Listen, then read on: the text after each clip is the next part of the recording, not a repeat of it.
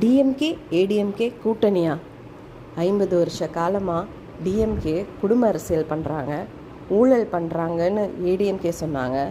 ஏடிஎம்கே ஊழல்வாதிகள் அடிமைத்தனம் என்று மாறி மாறி குற்றம் சொல்லிக்கிட்டாங்க. இன்றைக்கி மக்கள் ஒரு முடிவு எடுத்திருக்காங்க.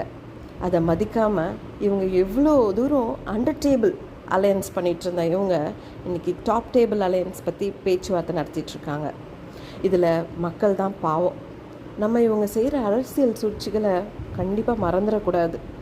ஃபைனலாக இவங்க என்ன சொல்ல போகிறாங்க? ஏதோ தன்னலம் இல்லாமல் செயல்பட்ட வீரர்கள் போல் தமிழ்நாட்டுக்கு ஒரு ஸ்டேபிளான கவர்மெண்ட் வேணும், அதை அமைக்கத்தான் நாங்கள் இவ்வளோ பாடுபடுறோம் அப்படின்னு சொல்ல போகிறாங்க. இந்த அலையன்ஸ் நடந்தாலும் நடக்காட்டியும் நம்ம இந்த விஷயத்த மறந்துடவே கூடாது. இவங்க என்றைக்கும் ஒரே ஆளுங்க தான். மாறி மாறி வெவ்வேறு இடங்கள்ல இருந்து வெவ்வேறு வேஷங்களை போட்டு நம்மளை ஏமாத்துறாங்க. மக்கள் மறந்துடவே கூடாது. டிஎம்கே ஏடிஎம்கே கூட்டணியா? 50 வருஷ காலமாக டிஎம்கே குடும்ப அரசியல் பண்ணுறாங்க, ஊழல் பண்ணுறாங்கன்னு ஏடிஎம்கே சொன்னாங்க. ஏடிஎம்கே ஊழல்வாதிகள் அடிமைத்தனம் என்று மாறி மாறி குற்றம் சொல்லிக்கிட்டாங்க. இன்றைக்கி மக்கள் ஒரு முடிவு எடுத்திருக்காங்க.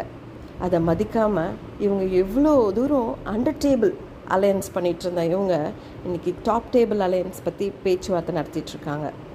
இதில் மக்கள் தான் பாவம். நம்ம இவங்க செய்கிற அரசியல் சூழ்ச்சிகளை கண்டிப்பாக மறந்துடக்கூடாது. ஃபைனலாக இவங்க என்ன சொல்ல போகிறாங்க?